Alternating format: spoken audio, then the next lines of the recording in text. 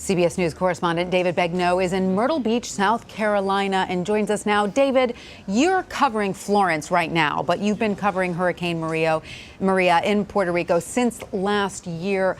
Do people there in Puerto Rico think FEMA's recovery efforts were, quote, incredibly successful?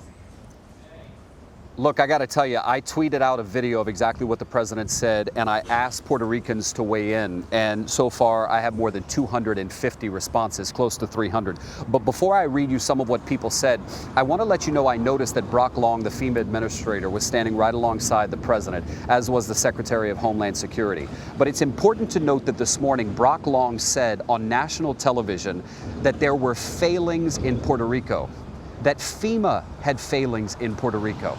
But he never corrected the president.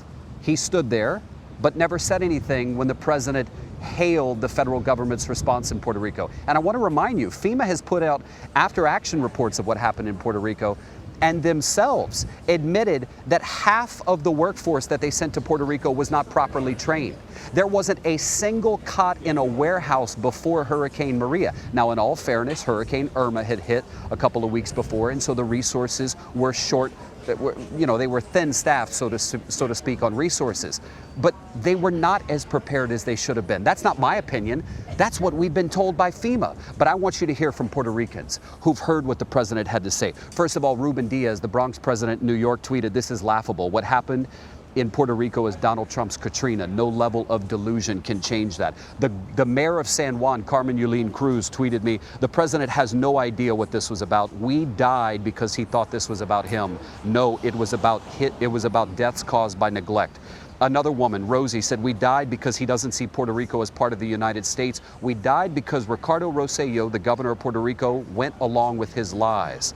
Another man tweeted, "This Puerto Rican disagrees with the president 2,975%.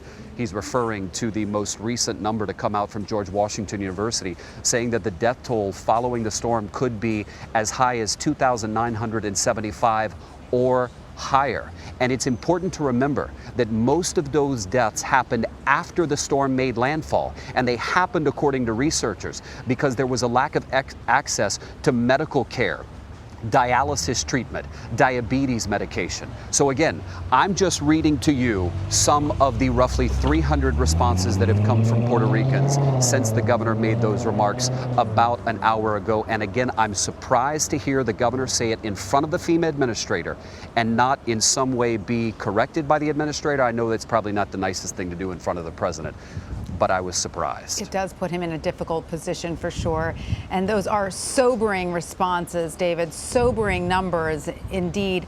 The president did make a point to distinguish between the infrastructure of the Carolinas and that of Puerto Rico. How important is infrastructure when dealing with these powerful storms?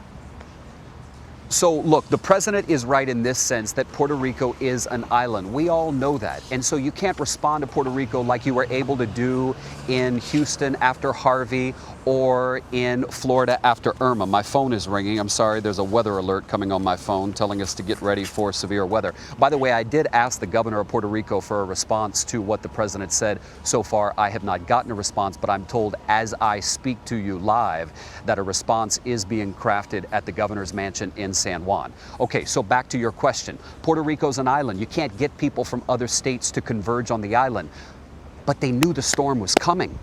There was a lot of time to put ships, to put supplies, to get more people there. It didn't happen. There was essentially a collapse of the central government in Puerto Rico. They couldn't talk to each other. And to be quite honest with you, the governor has admitted they just didn't do as much as they wanted to do, as well as they thought they could do it. They have admitted that. The only person who hasn't admitted any failings in any way is the President of the United States.